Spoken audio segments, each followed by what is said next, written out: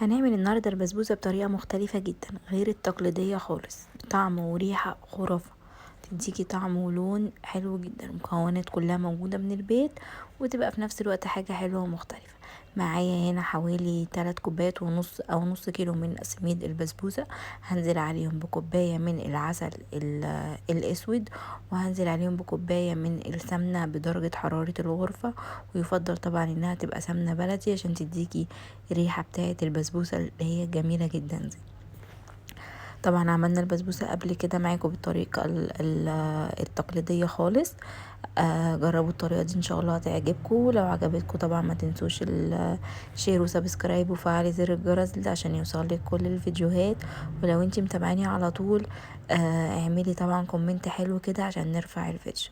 هنا بقى انا كده ببس البسبوسة، مش هقلب فيها كتير، انا هحاول بس ان انا اخلي كل الدقيق يشرب من العسل والسمنة بتوعتي. هنا بقى في طاسة على النار هحط فيها كوباية من السكر وعليهم كوباية من المية وهسيبهم يتكرملوا.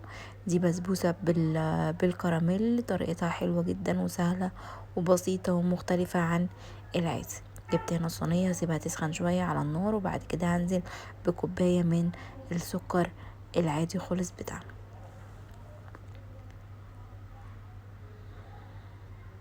بس كده هبدأ ان انا اسيحه بقى لغاية لما يبقى معايا كراميل على نار هادية خالص. وطبعا نخلي بالنا لاني لسعة السكر صعبة جدا جدا، ربنا يسترها يا رب. النار بتاعتي تبقى هادية وافضل اقلب فيه في استمرار، ومش عايزاه ياخد مني لون غامق. بس كده هو بدأ ان هو يسيح معايا اهو او يتكرمل معايا. ايدي فيه ما سيبوش خالص. تقدري تعملي الخطوة دي وتسيبيها تهدى شوية، وبعد كده تعملي او تحضري السميد بتاع البسبوسة عشان ما تبقيش مستعجلة بس وايه وتسيبيه.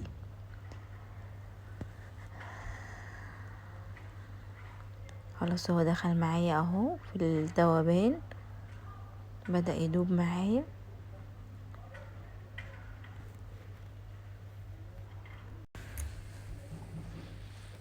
خلاص هنا بدأ بقى ان هو يدوب معايا اهو خالص. هبدأ ان انا ما يبقاش فيه اي تكتلات عندي خالص، اقلب فيه كده باستمرار. اللون بتاعه ده حلو جدا، مش عايزاه يغمق عشان ما يمررش معايا البسبوسة بتاعتي.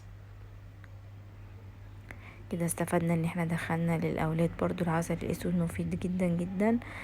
نسبة السكريات فيها عالية بس مفيدة، فاهمين؟ بس كده هبدأ ان انا اقلب كده كلها، ادوب السكر بتاعي، مش اخلي فيه اي تكتلات خالص. اول ما يبدأ ان هو يدوب معايا ان ننزل بكوباية من المية على طول. طبعا اول ما ننزل بكوباية المية عليها السكر بتاعي او الكراميل بتاعي هيمسك. فتخلي بالكم من الطرطشة اللي هتحصل دلوقتي دي. شايفين؟ هيبدأ ان هو يمسك معايا كده شوية، ابقى ايدي بيه على طول باستمرار، وخلي بالي برضو عشان ما نتلسعش. هيبدأ ان هو يتكتل معايا برضو، هبدأ ان انا اقلب باستمرار معايا لغاية لما كل ده يبدأ يدوب معايا.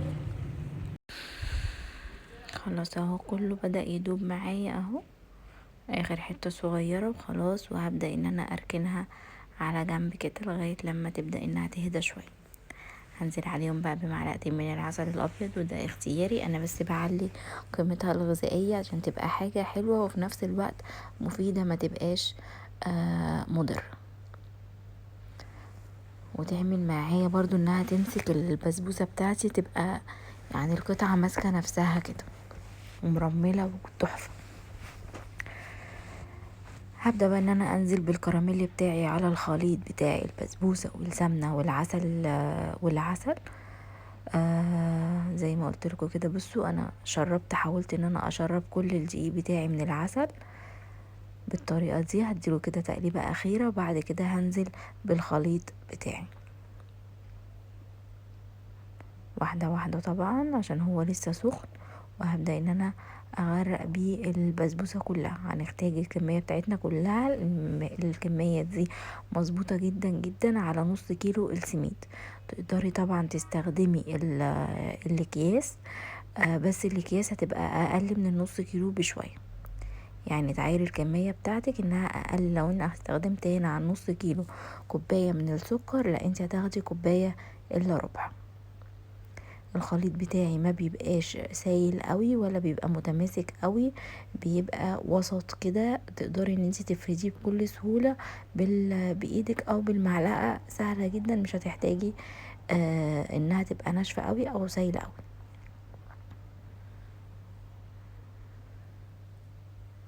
ما حطيناش بيكنج باودر، ما حطيناش اي حاجة. طبعا في العسل، واحنا بنعمل العسل هنحط الفانيليا بس. هنا دي كانت كتلة سمنة بس ما كانتش ساحت معايا عشان الجو شتا، فما كانتش دايبة قوي. اول ما طبعا هنحطها في الصينية وهنحط عليها السائل الكراميل بتاعنا، كل ده هيدوب دلوقتي.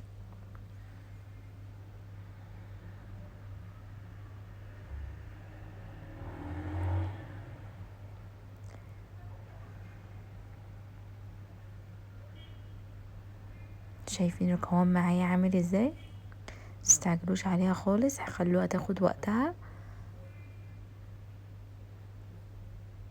بس هحط اخر كمية عندي. خلاص كده البسبوسة بتاعتنا بقت جاهزة. تقدري تعمليها بقى بالقشطة، تقدري تعمليها بالمكسرات، تقدري تعمليها سادة زي ما انت عايزة. طريقتها حلوة وسهلة جدا. وشايفين القوام بتاعها عامل ازاي؟ هو ده القوام اللي انا عايزاه، مش اكتر من كده. ما نقعدش نقلب فيها كتير. انا مهما كان ان انا وانا بقلب ايدي خفيفة عليها جدا، ان انا اشربها الكراميل بس، مش اكتر من كده.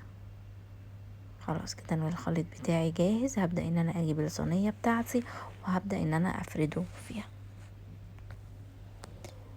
جبت بقى هنا الصينية بتاعتي دي، مش صينية مقاس 24، ومن غير سمنة ومن غير اي حاجة خالص.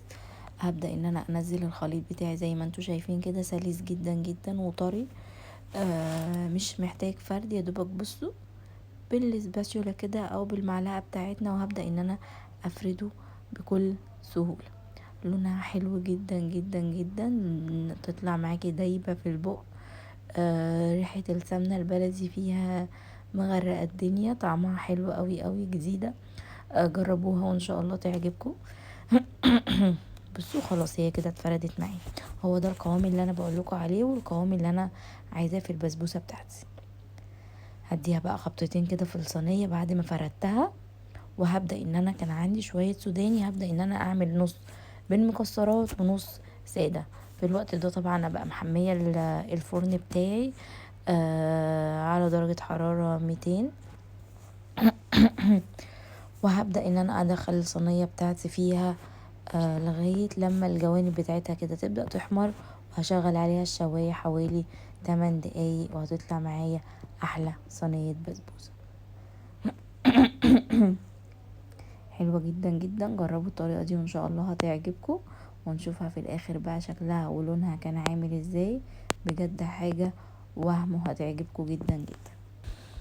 تقدري تحطي عليها بقى اي مكسرات كده زي ما انا ما عملت.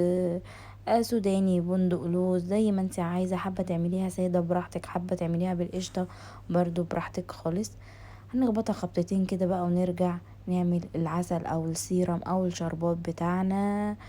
طبعا هي البسبوسة بتاعتي غنية فيها عسل وفيها حاجات، فانا مش هكتر العسل بتاعها. هعمل كوباية ونص بس من السكر، عليهم كوباية ونص من المية، وما نقلبهمش خالص، هنسيبهم على النار. اول ما يبداوا يغلوا معايا بقى، هبدا ان انا انزل بعصرة الليمونة و2 باكو من الفانيليا، ونشم احلى ريحة في الدنيا، ريحة الحلويات الشرقية المصرية. ريحتها بجد بتبقى رهيبة. بس كده هسيبه يغلي على النار وهسيبه يهدى ويبرد، تكون البسبوسة بتاعتي جهزت. عسل البسبوسة بيبقى بارد وخفيف، بارد وخفيف. وادي دلوقتي بقى صينية البسبوسة بتاعتي اتحمرت وطلعت معايا وبقت زي الفل. بصوا مرملة بطريقة بجد فظيعة، حلوة جدا. هبدأ ان انا اسقيها بالشربات بتاعنا، وبعد كده هسيبها لما تشربه خالص، وابدأ ان انا اقطعها بقى براحتي، تطلع معايا زي الفل. هسقيها الشربات بتاعها كله، او كمية الشربات اللي احنا عملناها كلها.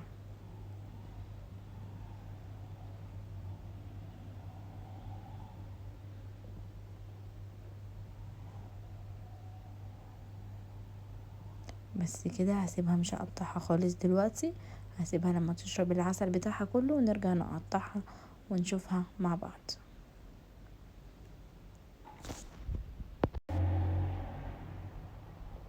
خلاص اهو كده قطعناها، شايفين؟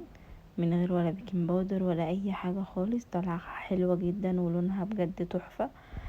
طعمها مختلف، يعني تحسي كده ان انتي بتاكلي حاجة بجد حلوة، وريحة البسبوسة كانت جميلة جدا. جربوا الطريقة دي وان شاء الله هتعجبكم. وما تنسوش طبعا اللايك والكومنت الحلو كده عشان ترفعوا الفيديو، واشوفكم ان شاء الله في فيديوهات تانية كتير جديدة، وباي باي.